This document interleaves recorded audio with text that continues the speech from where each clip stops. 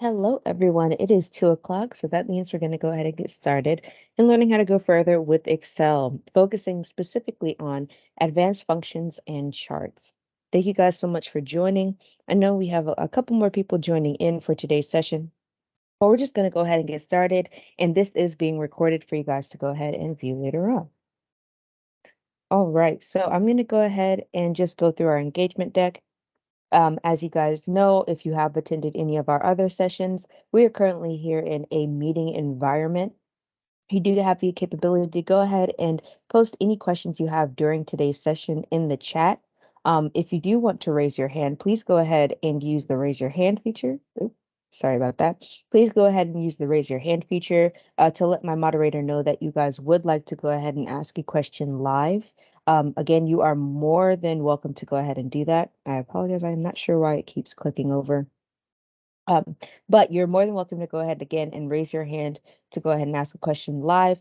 But still, during the session, we want to make sure we get through all the content and we don't go over so that we are, of course, respecting you guys' time. So feel free to go ahead and again, raise your hand or post questions during the session, and we'll have a Q&A area towards the end where we can do more of our live questions, okay?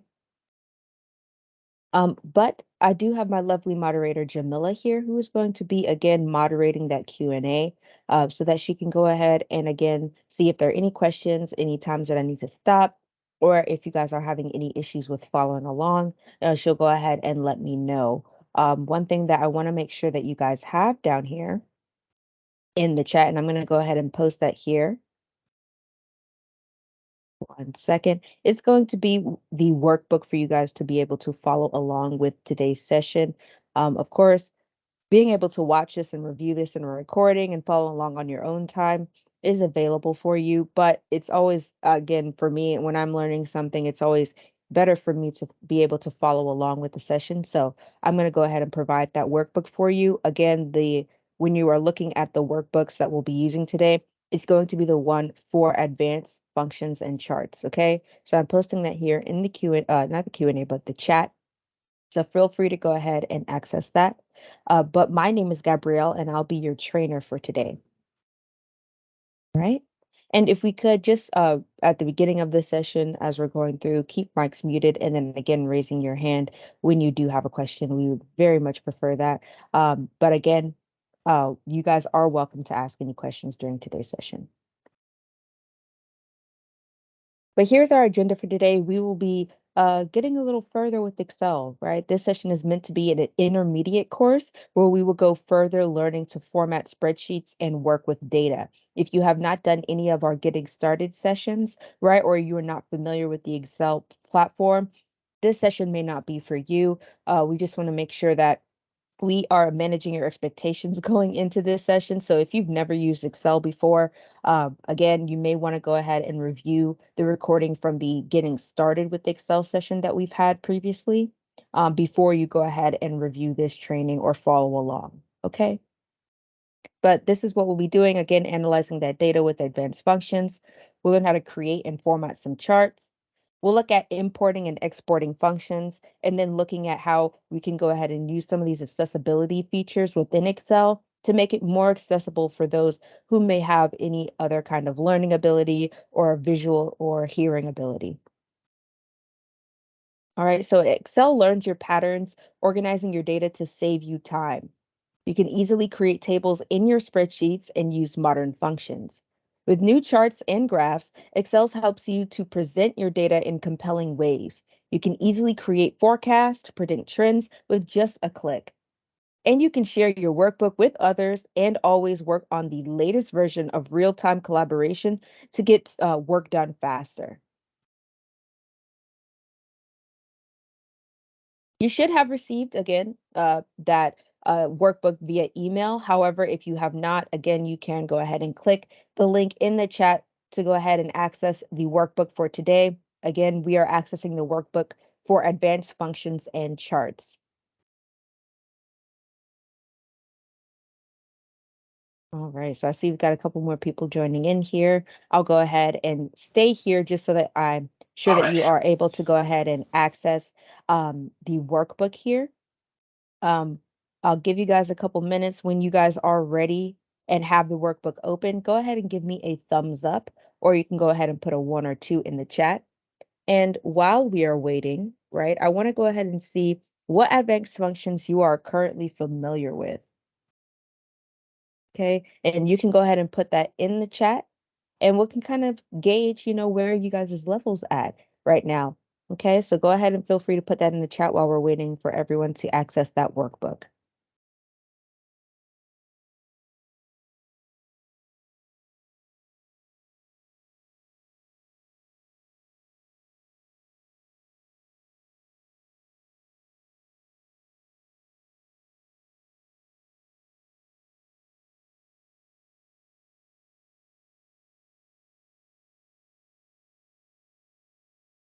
All right, I see Paula has already gone ahead and accessed the workbook, but I want to make sure everyone else has the opportunity to go ahead and access that workbook. I won't spend too much time here, but I again want to make sure that everyone is available or able to access this so they can follow along. If you don't want to follow along, you can give me a thumbs up too. That works as well.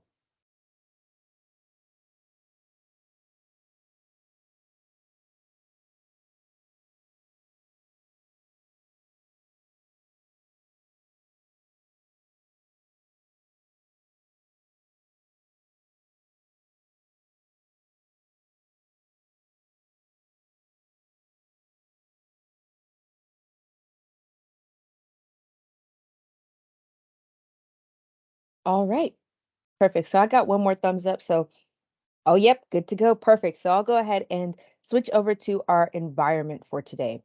Please let me know if you guys can see my screen as I'm switching over to the Excel desktop environment. And let me know if you guys can see my big green clicker here or cursor.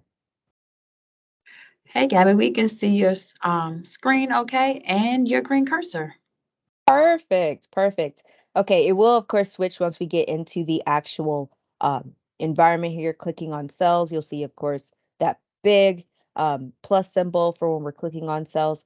But hopefully you guys are again able to go ahead and see that mouse as I'm clicking through. And please let me know if you need me to reiterate where I'm clicking, okay?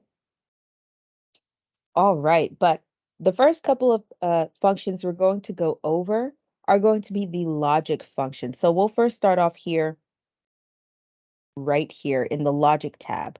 Okay, I'm clicking here on the logic tab or the logic sheet at the bottom. It should say logic 1. Okay, and I'm very interactive with my sessions, so I'm going to ask a couple times for thumbs up just to make sure you're able to follow along. Or of course, you could do like Corby and put a good to go in the chat as well.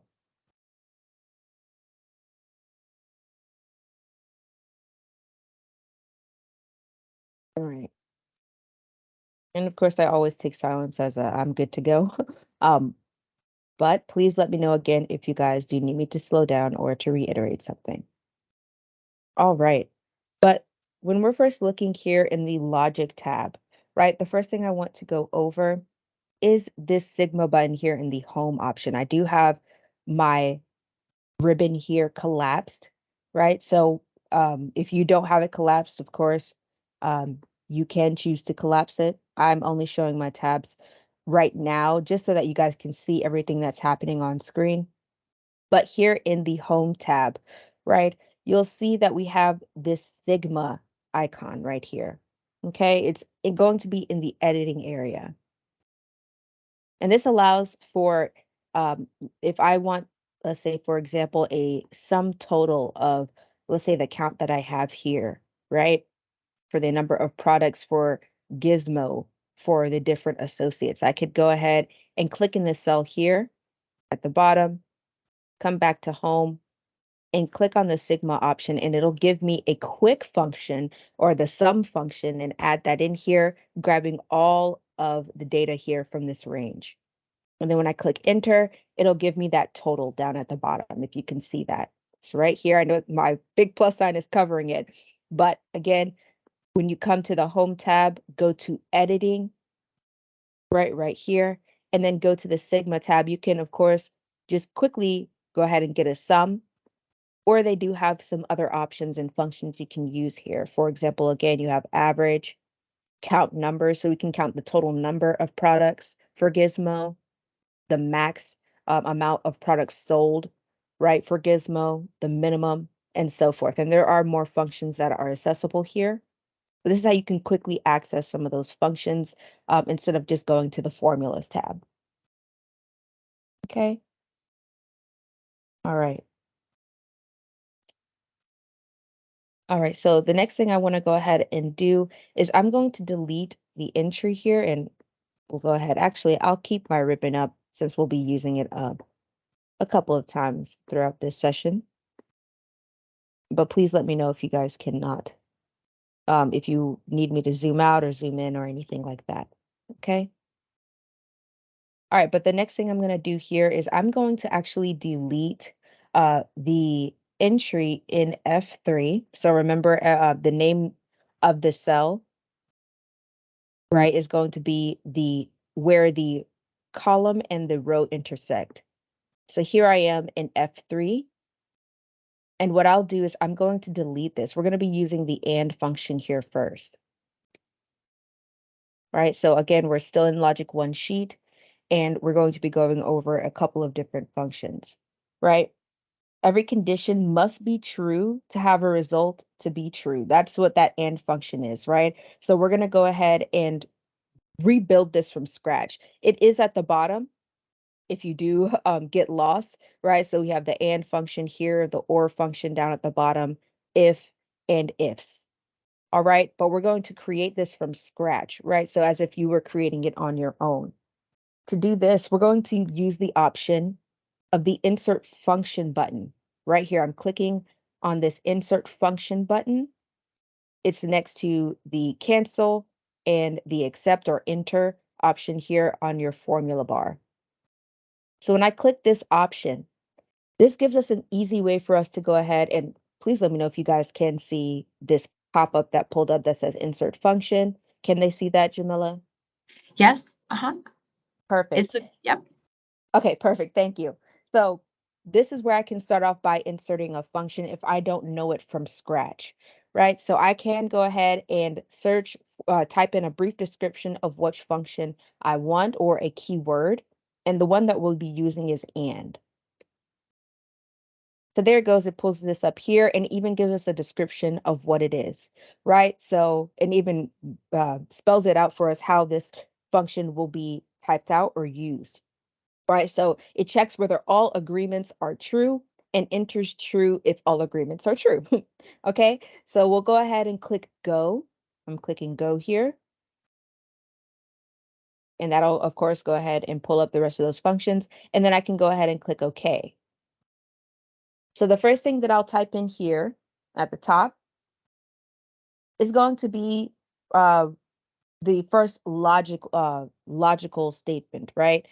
So logic 1, logic 2 are 1 to 25 conditions you want to test that can either be true or false and can be logical values, arrays, or references. Now, an array could just be a number of cells that you have selected, right? That's what a array could be. So if you hear the word table array, that's again a group of cells that you have collected or selected in a table. And a regular array would just be a group of cells that you choose, right? So these are the cells that we'll be choosing here within a range of cells, right? So it doesn't just have to be in a table. But for logic 1, we're going to enter B3 equals B7. Okay, so I could, of course, type that in, or I could click on the cell myself and just grab all of that, right? Now you'll see here, it's actually saying semicolon, right? So that's actually going to be that array or range of cells, and that's not exactly what I want here. I actually want to go ahead and says equals. Okay, so once I do that, I can go over to logic 2. Right, and in logic 2, I'm going to actually go ahead and do C3. And to explain why we're doing B3 equals B7, right, we are checking to see if Tyler's doodad cells equal the maximum. Okay, and then for logic 2, we're going to check to see if Tyler's gadget cells equal the maximum. So we're going to go ahead and put C3 equals C7. All right, and thumbs up once you've gone ahead and done that. Again, I'm very interactive and engaging. I want to make sure you guys are able to follow along. Perfect. Perfect. All right. So once we've gone ahead and done that, we'll enter the last logic, which will be logic 3. And that's going to be D3 to D7. All right. And this is going to be checking if Tyler's gizmo cells, right? So we want to have 3 here since we have 3 different gadgets, right? We want to see if Tyler's gizmo cells equal the maximum. Okay. And you'll see that this disappears if we do not use it. All right. Once we've gone ahead and added that last logic, we're going to click OK. All right. So you'll see here that, again, it's bringing up what we had initially, right, at the top. And right now it's already added these formulas down to the bottom, but you'll see if there was nothing underneath here, if I went ahead and deleted these, which I will, you'll see that I can go ahead and just drag. So if you remember from the getting started, when you're clicking on the bottom right-hand side of your cell, there's going to be this tiny green box. And when you hover over that, you can go ahead and drag to autofill. And you'll see that it went ahead and copied my formula from F3 into F4, 5, 6, and 7. Okay. But the values, you'll see Max's values shifted to the empty cells, right? The max values. Okay. So they're different for each cell, but again, that formula that we're using, the AND formula, was able to be copied. Okay. Now, what I'm going to do here is I'm going to add a $ before each number 7, right? And this is going to anchor the cell. It's telling Excel that no matter where you see this formula, always use row 7. So we're going to come back again to F3 here and again, put a $ before every 7 that we see. So B $7, C $7, and D $7. And when we click enter, again, it's always going to anchor to that row 7. Okay. And max is just telling us again the max products sold. All right, so there we go. That's how it's going to head and updated for this specific cell. As you'll see, it hasn't updated for any other cells, just for this one specifically. Okay. And again, let me know if you guys are having any issues. All right. And if you do see a green triangle that pulls up next to that different formula, right? You'll see that the green triangle is just letting us know that there's a tiny error with it or an inconsistent formula. And that's going to be because F3 and F5 use $signs, but F4 does not. If I were to go in and drag this down, right, it's doing the same thing for the top one. That's just, I'm currently not having it, but if you guys do see that, that's why it's saying that. Okay. All right. So again, I just dragged the same formula that we had in F3 to F4. I didn't bring it down to F5. I only brought it down to F4. So now again, you'll see that the $ has stayed the same for all of the 7s, but the specific cell we're referencing has changed. So B4, the C4 and D4 have changed from B3, C3, and D3. Okay. And it says, since no one is the top seller, right, all of these are going to show up as false, right? You can always go ahead and check possible outcomes, right? So let's say if we went ahead and we changed Tyler's doodad cells to 141, enter, boom, now it changes to true. Okay, and again, that's because he is now a top seller. The max has gone from 129 to 141. Any questions before we move on to the OR function?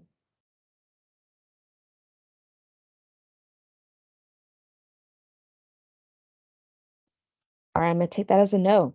Yeah, no questions in the chat at this time. Oh, hold on one second. We have Paula typing. Let's see. And feel free to just type your question in the chat and we will get to it. Paula's typing. Let's see. Maybe not. Why didn't Ella show up as the top seller? Why did Ella not show up as a top seller? That's a very good question. Because currently, right now, we were focused only on Tyler. As you see, this row is specifically just for Tyler, right? If he is one of the top sellers for all three products. And right now, let's see for Ella, right now, B6 to B10. She was not showing up as a top seller. Let's go ahead and let's do Control Z. Yeah, that's very interesting. Let's see here. I may need to go ahead and update this one. Nope, let's go ahead and change this to 41. It's very interesting. I may need to go in and update this one specifically.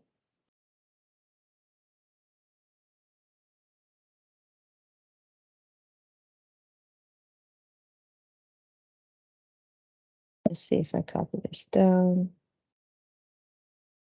Yeah, that's very interesting. I'm wondering why she's not pulling up as the top seller for this one. Hmm. Actually need to do a little research on that. I want to see why she's not pulling up here as a top seller. Because if I change him, now it says that he is. There may be another formula that has been added on here that we haven't gotten to yet that is adding that up because now it's saying that he is. Um,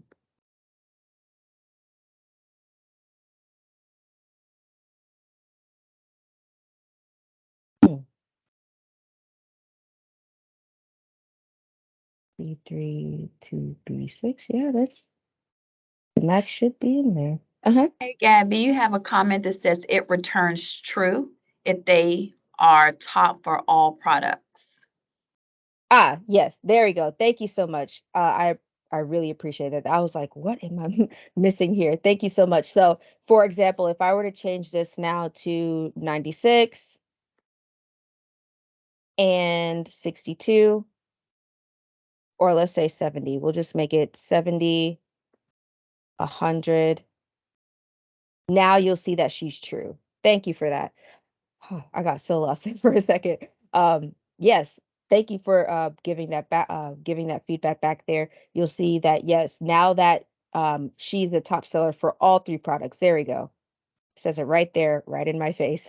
All three products she would be true here, right? But if we were to go ahead and change it back to how it was originally, now you'll see that he's a top seller for all three.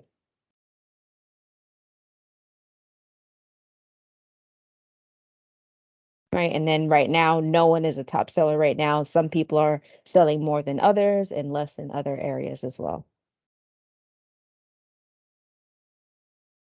Okay. The next thing I want to go over is going to be the OR function, right? So with the OR function, it's going to be the same construction as the AND function, but only one true test is needed for the function to return true. So we're going to go over to G3, right? And we do have that formula already created for us, right?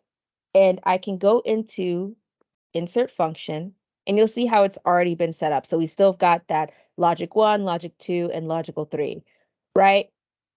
And here, I could go ahead and let's say here, right now, this one is just noting the,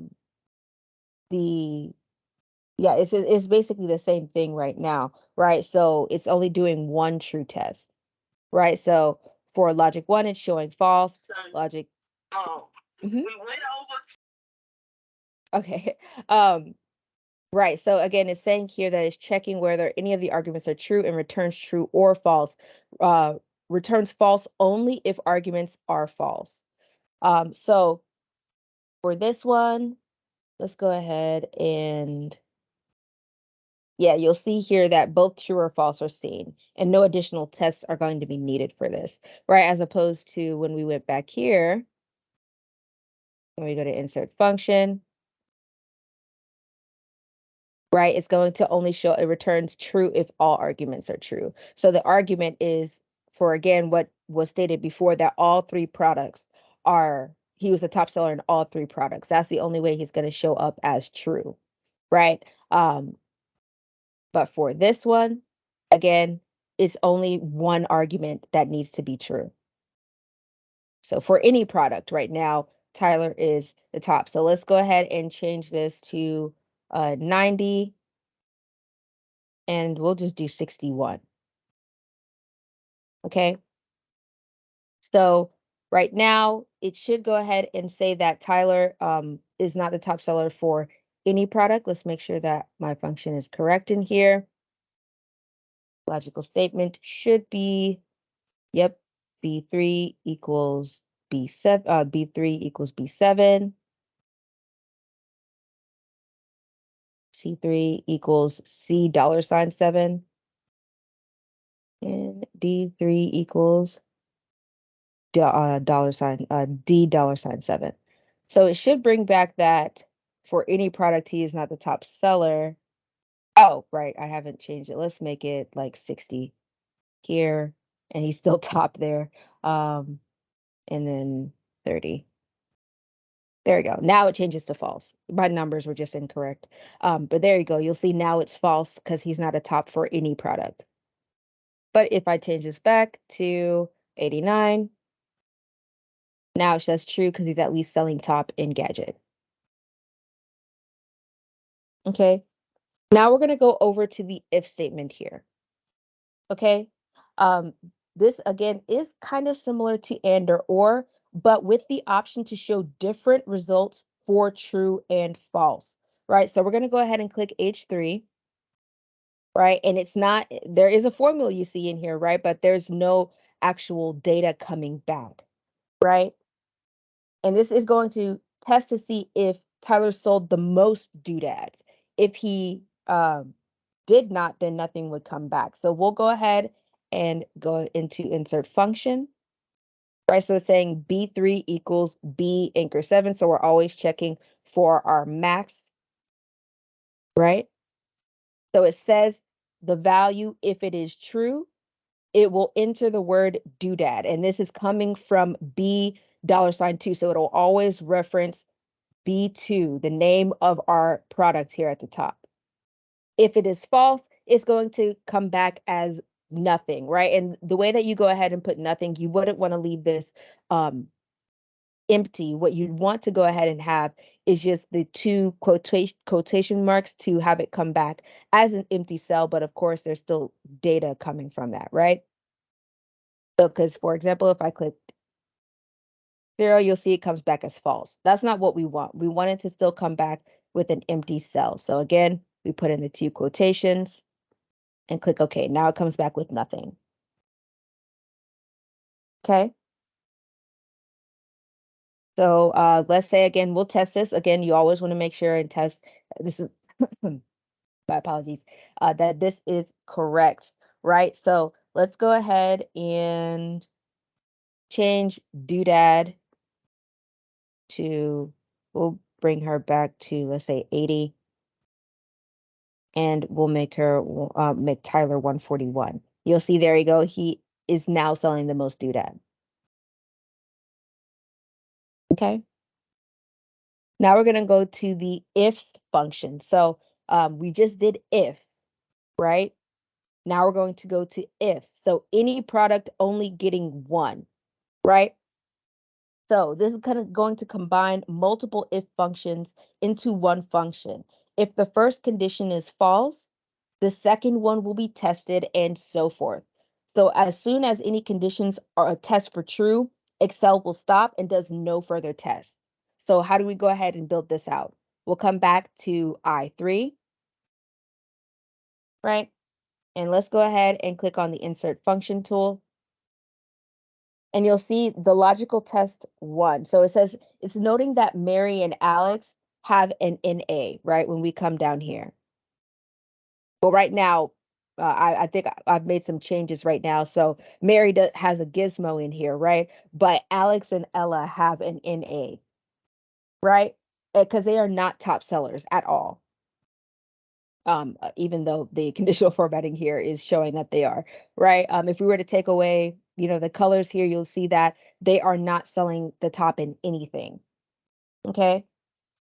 Now we could go in and add a fourth test, right? And with adding the fourth test that we can have that a fourth test is guaranteed to be true and has a blank result, right? So for example, if I were to go in to, I should be able to go in and add a fourth test, D7. I want to add another one, but gotta scroll. There we go. So, oh, I scrolled way too far. Let's go back up. Okay, we'll just go down. There you go. So as you see here, again, it's combining a ton of different if statements. So I could go here and with logic test 4, where I could put B $ to anchor. So B2 doodad, right? And then I'll go ahead and let's say for the if value true, I want to go ahead and put, geez, there you go, to come back as empty. Right, so I just added in a second one. Currently, the ones that we had were for Gizmo and Gadget. We didn't have one. Oh, we do have one for Doodad, but if I wanted to go ahead and add this in for the top one here, I could add in that second statement here, right? And actually, what I'll do is I'll finish this off and add in this, right? And now it'll come back as true, right? And this is expression is any value or expression that can be evaluated as true or false, right? So when I go ahead and I click enter, now it'll come back with doodad, right? For Tyler, right? And another fix for this inside of any error function, right? Nesting is going to be covered in the pivot table course. If you do have any questions about nesting a function, that's another session that we have called Going Further with Pivot Tables, right?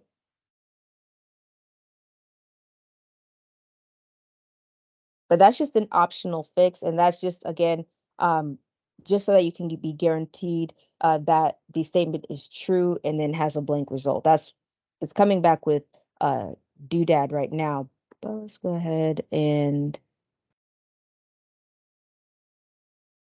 I'm going to remove that so you can see how it was previously. Okay, it's still coming back with doodad. Change that.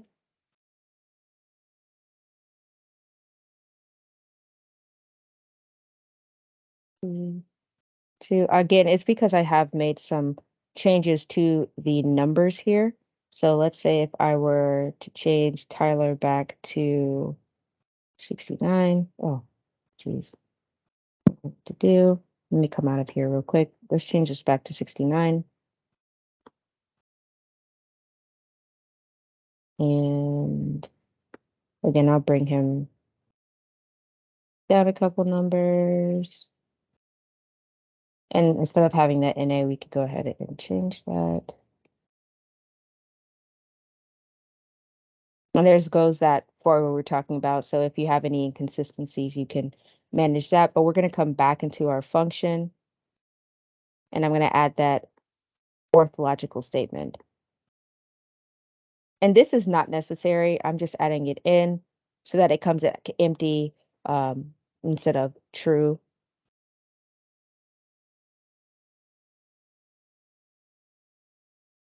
Or false. So 2.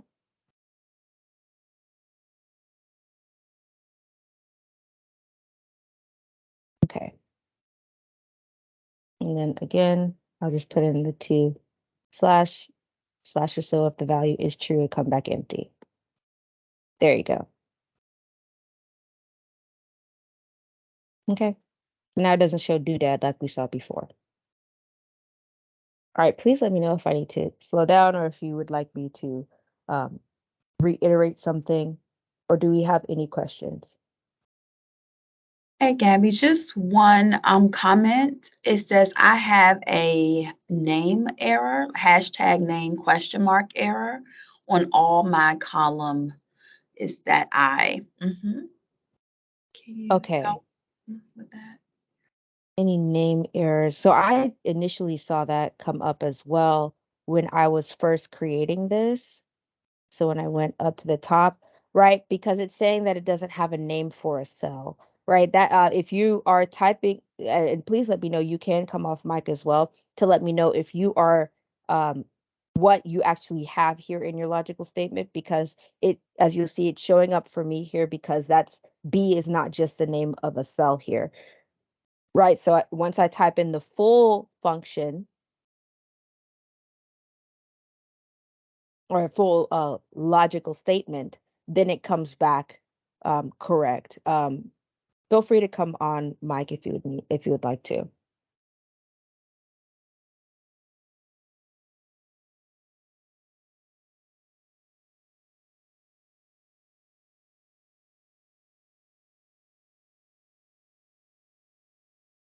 Or did that solve it? I can continue on, just let me know. I still have the original formula still Yeah, on I think all he's my still. column I. I reloaded the workbook, and if I change example value B3, they all have an error. So let's see. Um, because I want to make sure we get through the rest of the content, um, let's take some time towards the end, and I'll even allow you to go ahead and share your screen so that we can go ahead and see what's going on your end. It's kind of hard to see what's going on or to figure out what may be the issue without seeing what's happening on your end, because they should all be coming back correctly here. Of course, if you have been following along and adding in different changes like I have, um, yeah, you should be, it shouldn't be showing you that if you've been following along. Because I'm using the same demo workbook you guys are too. So if you do not mind just waiting just for a little bit here, and then we can come back to this sheet, okay? I hope that's okay. Okay. Um, the last thing I just wanted to briefly discuss is just going to be the if error function. It's going to return the specific value if a formula evaluates to an error. Otherwise, it returns the formula result, right? This is just, again, um, it's these types of functions should not be used to hide errors in the date, right? So you'll see here 12 1, 12 0. That's not uh, a date here. But you should use it to correct a known infrequently occurring issue for which you do not want to build out an analysis, right? So example, you're working to standardize an address file, and a very small portion of the addresses are from other countries. You may wish to use an error function to indicate that those will need to be hand edited, right? So that's what you could use this here. Um, you'll see that right now, of course, there's no, not date, I apologize. I meant divisible 12 to 0, right? You can't divide 12 by 0, right? So that's why it's coming back. It can't be divided. But as you'll see, 15 divided by 3 gives us a 5, right? That's just an example here for if error statements. Okay, and that's if you do intend to use those here in the future. But that's what an if error statement is, okay? Next function I want to go over is going to be the count function. So we're going to come over to the count sheet at the bottom. Okay. And Excel has several different methods for counting, and we'll be using the count and count if functions today, right? And we'll go ahead and, as you'll see here, we of course with this workbook want to make sure you're not left hanging if you want to use this to review or study later on. So you'll see it explains some of these here. And of course, once you go into the function or insert function tool, it'll explain it even further and how to build it out.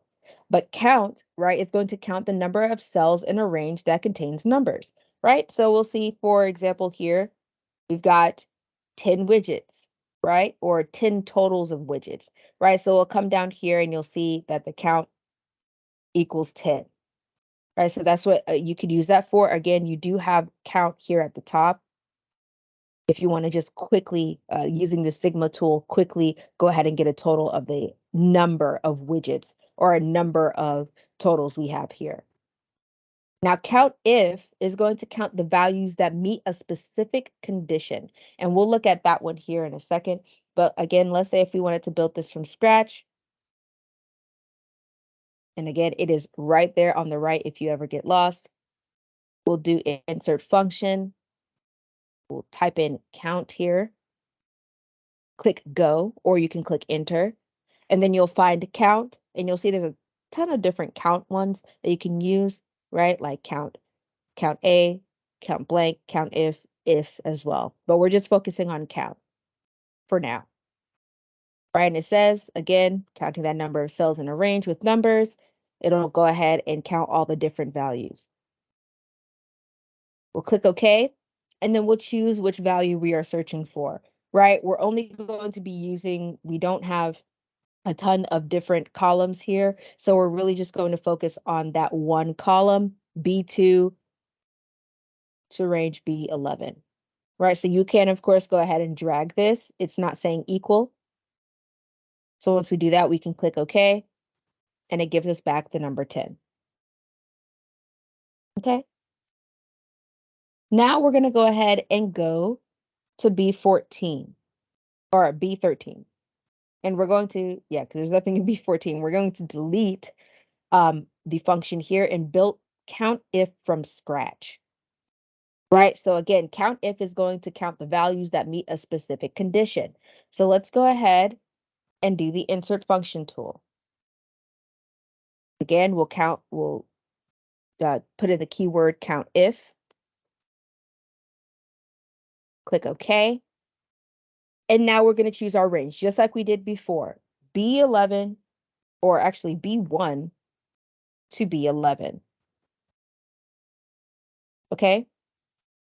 And then the criteria that we are choosing is going to be the condition in the form of a number, expression, or text that defines which cells will be counted, right? So for example, here, the criteria that we want to do is we're going to put less than 50 or greater than 50. Those always used to mess me up in, in math. But yes, this is going to be for greater than 50. Any of the totals in here in this column that are greater than 50 will show up in the count. Anything less than that will not. Okay, so we'll go ahead and click OK. And there we go back.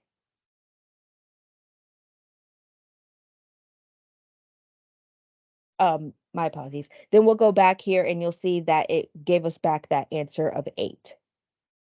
Okay. And it says, there is a quick note here, if a cell contains a space, Excel will not consider it as empty. So keep that in mind. You want to make sure that it's not empty here. So let's say if we take out, we're talking about greater than 50, right? Let's go ahead and make that empty, right? It's now it's not considering it as empty, but it is saying that, there's only a total of 9 here. So I'll put back, Control Z. And now we have back our numbers that we had initially. Okay. All right. And if we went back into our formula really quickly here for count ifs, you'll see that Excel automatically put those quotations in there. Right, it's automatically doing that. So don't worry, it's nothing that is an error or an issue. It's just automatically is putting those quotations around. Okay. All right. So the last one that I want to go over, or last thing I would like to go over is actually inserting a chart. We can go over the text one here, but we're into the last 15 minutes. I just want to show you how you can go ahead and insert charts, and then we'll go over some of those accessibility features.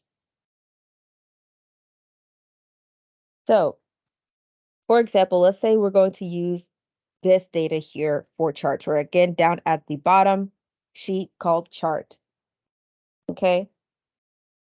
We're going to start off just by using recommended charts for our data, right? So to do this, right, you're going to go to insert, and then you'll see recommended charts, right? So we won't even have to go ahead and click on our data or anything like that. We could be on a different cell here, and then it's just going to show us. Oh, well, there you go. I'll go ahead and I'll click my entire range of cells, or I can click my entire table and do recommended charts. It is going to go ahead and show me the different charts that could be used for this data, right? So we can use a clustered column chart, and you want to use a clustered column chart to compare values across different categories. So we could use this top one here. If you're using data that had any locations, you could go ahead and use a map or a filled map. There's a stat column as well. And then you've got a clustered bar chart. We're going to use a clustered column chart, and you can go ahead and click OK. And there you go. You've got a recommended chart, a chart added based upon your data. And you can see here how it's split up. And if you want to add any more chart elements, you can click the plus symbol here. So I'm clicking on the plus symbol, and you'll see that I could have an axes, legend. Our legend is going to be based upon our different products here. It's showing us here as well, down on our x-axis is going to show us the different states. And then, of course, our numbers will be here on the y-axis, right? There are other things you can add in here if you want to add in data table or error bars or anything like that, like even a data table. So you can actually see the table here within the chart. You could do that as well. Data labels, axis title, and so forth. You could add that to your chart here. All right. But when you're clicking on your chart, it brings up these two tabs, chart design and format. Right. So again, on the left-hand side, you can come here to go ahead and add more chart elements. We already saw that we could do that here on the right of our actual chart, but you can come to the chart design to add more there. You could also manage your quick layout. So changing how it actually looks here.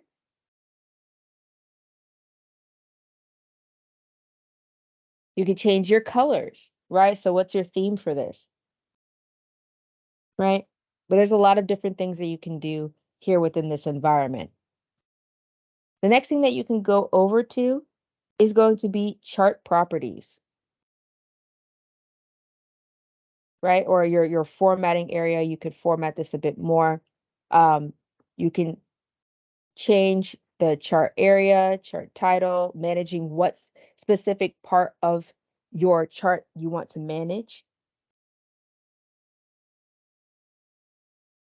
The other thing I want to show here as well is chart filtering. Right, so you can choose how what values you want to filter between. So if you want to only see widgets and gizmos, right, you could go ahead and filter that out and do apply. So now we're only seeing widget and gizmos. If you want to see for a specific state, you could go ahead and choose to only show Chicago and New York. And that's here on the right-hand side, along with our managing our chart style as well. So you can give it a different style. Okay. All right. But let's say, again, I want to right click on my chart, and I could do down at the bottom to format my chart area.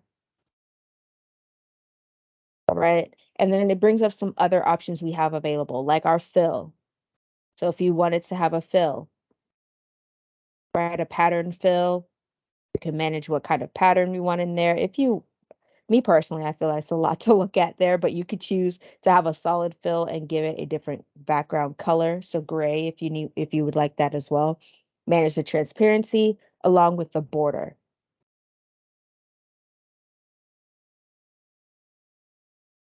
You could also come to the right here and manage if it has a shadow, a glow, other different, design tactics you could use here. And then you can also come here to changing the size of this. Of course, a lot of this you can do by hand. So for example, let's click out of this now. If I wanted to change the size of my chart, I could just do it again by hand. But I could again right click, not the plot, let's choose the entire chart.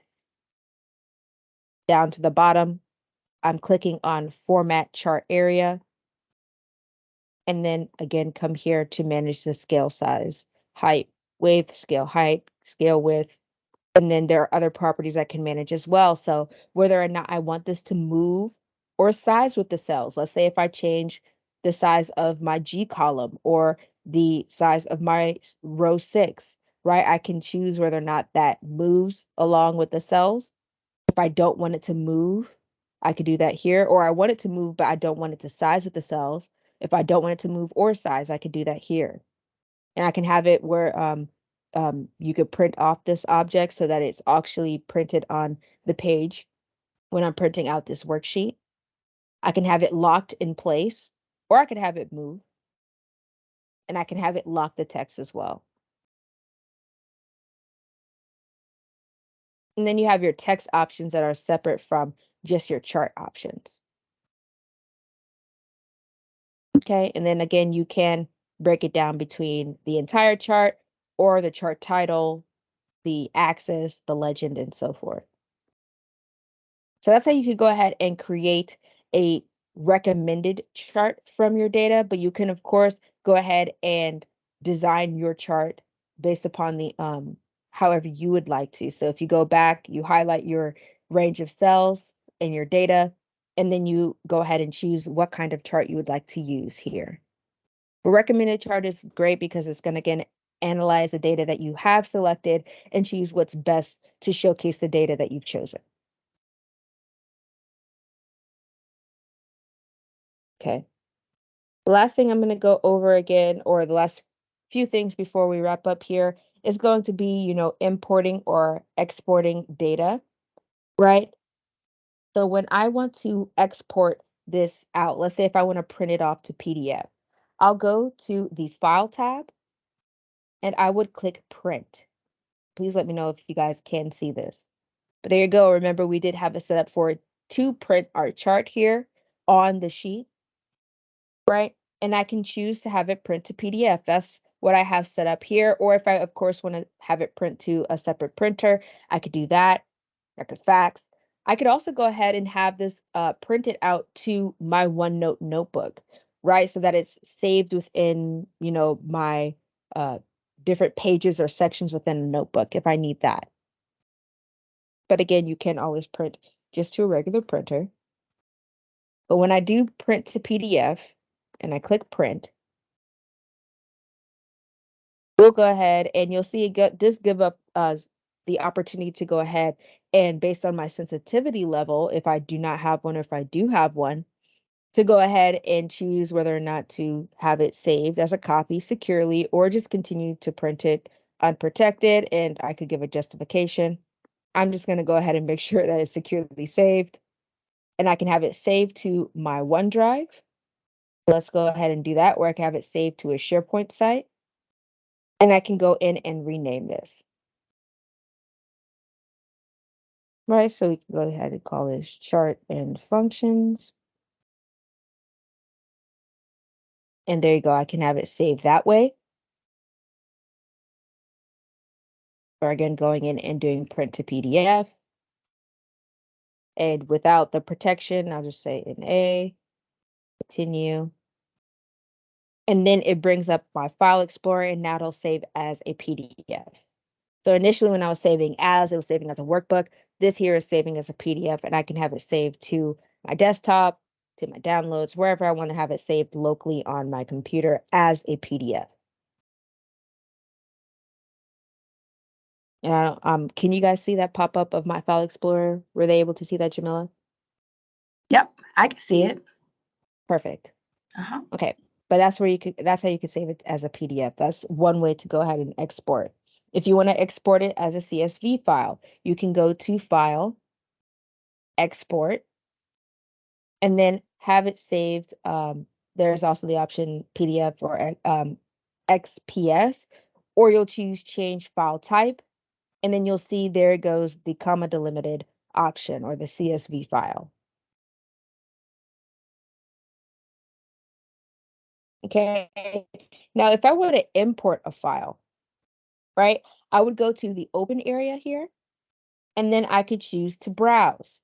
And this is going to browse my file explorer, right? And right now it is showing my, sorry, my apologies, showing my SharePoint, but I could choose again to pull from, let's say if I want to pull from my desktop, I could do that here, right? Or I could pull from, any other folder and have a file imported, right? So if I came in here and I went to our go further, um, go further here, and you'll see it's only pulling in Excel files. I could, of course, change this to all files, but I'm really just focusing on the Excel files here. So I could go ahead and bring in our workbook if I wanted to. And this is how I actually did this. And you'll see it'll open up that workbook. Again, you may not see it as I'm not sharing my entire screen as it pulls in, but because I already have it open right now, that's why it didn't pull up. But there you go. That's how you can go ahead and import that. So that's how you import an Excel sheet, or if I wanted to go ahead and again in Excel import any other kind of file I would like to use in here, I could do that as well. Okay, so it's not from insert, it's from file and open. Okay. We're getting to the last 3 seconds. I did, of course, just want to make sure we go over accessibility. You'll go ahead and go to the review tab here at the top, right next to data. And again, to make this more accessible for anyone that is viewing your document, you can do check accessibility, and it can quickly check your accessibility just by clicking on that option, and it'll bring up its own accessibility tab. You could check for spelling, and here in the accessibility pane on the right, it's letting us know, of course, when we're inserting charts, right? People with different visual abilities may not be able to go ahead and see the data from this chart, or with their tool, they want to make sure that they can go ahead and understand what is happening on that chart without having to be able to see it. So you'll, of course, here for the missing objects description, it's telling us that our chart, we need to give a description of this, right? So if they have a reader or something that's being read aloud to them, they can go ahead and just have a description of what's happening. And if it is decorative, you can mark it as decorative, but it gives you some recommended options here. And if there's any other suggestions, you can click learn more. And then there are some other, so for other missing objects, you have for the graph in another sheet here. We could go ahead and add a description for this or mark it as decorative. And then for other warnings, it's doing it for our entire workbook, by the way, not just one sheet. Okay, but I could go ahead and change the name here of this sheet. Fishes. And as you'll see, once you make the change, it will disappear. Gone. Okay. But I did promise that we will have some time here at the end. I know it's only a minute, but I want to make sure that we can go ahead and answer a Preston's question from earlier about the name error, the hashtag name error that he brought up. And if there are any other questions that we had. Okay. So feel free to use this time now. I know we're going a little over, but you can raise your hand to ask your question, or you are more than welcome to go ahead and I am getting true. Is that what you're getting for this tab that we're in here? Is that what we're talking about there, Paula? No, I'm sorry. That was on the next, when we were doing the count. On Oh, the count, if greater than 50, I have okay. equals and B2, B11, and it's just saying true. So I've done something. Okay. So for this one, when you inserted here, when we did the greater than 50, right? And you had the range B1 to B11, so from widget all the way down. It's the count if one, correct? Yes. Okay, and then when you click OK, it came back as true. Nope. I tried to get it back to where it was, so I don't have the quotation greater than 50 quotation. What before you did all of that, was it just equals and B2 B11? Okay, I'm sorry, Preston. We'll get to yours quickly. Paula, do you mind sharing your screen just so I could see where you're talking about here? Yes, share. I do believe we have a setup where you guys can share.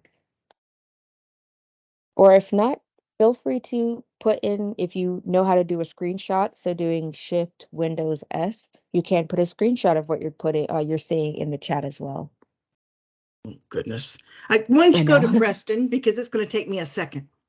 Hey, Preston, do you want to go ahead and share your screen really quickly?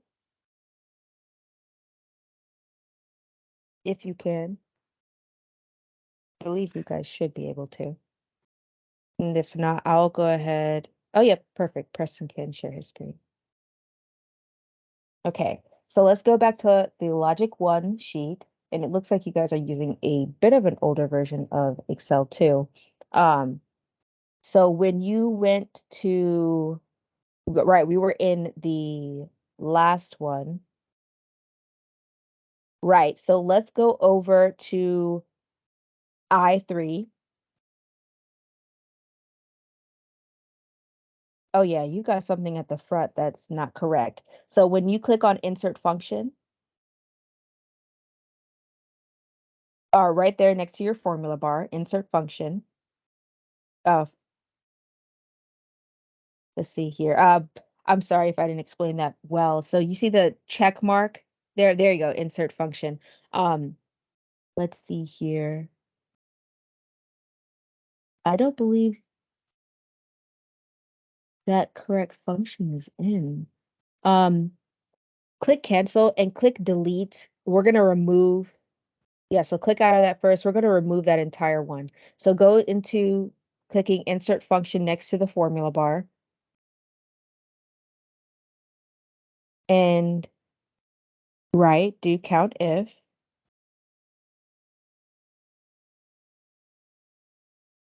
Oh, count ifs, not count if. Oh, no, ifs. My apologies, not even count. We're still just with ifs on this sheet. So type in ifs, IFS, go.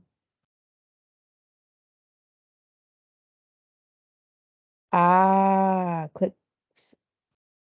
So something that you also may be running into. Yeah, Yeah, you don't have it in here. So that's another thing you may be running into here, Preston, is that it looks like you're actually using an older version of Excel. Um, if you are running into that issue, it is because that formula wasn't added until the newer version. What it looks like you may be using is the 2016 version. What I was using was if you go back to File, go to Account. Yep, you're using the Professional Plus 2016 version. The one I am using is going to be it should be the O365 version, which is M365 apps for enterprise. So depending on the version you're using, there may be certain functions that you do not have availability to. Okay, so you have the 2019 at home. It should be available in that one. Past 2016, it has been updated for ifs. Right? It's just the one you're using right now is bringing that back because that function doesn't exist. So I'm glad we were able to look at that to figure out what was going on. But Preston, I would definitely review the recording again and try it at home on the 2019 version.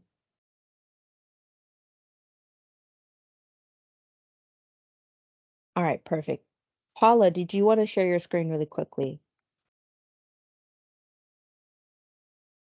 Yeah, I don't think I have everything set up yet. Will you do me a favor? Will you go back to that count screen and let me get my workbook back Yes, to the right formula that you had for that?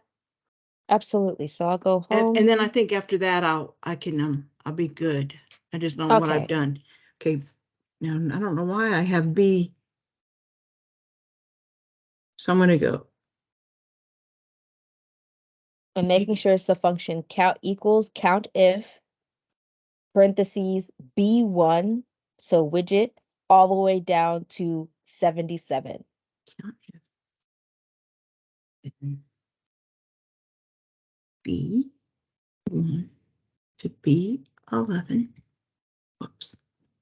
And then And don't worry about putting the quotations. Excel will do that automatically. Just focus on putting the greater than 50.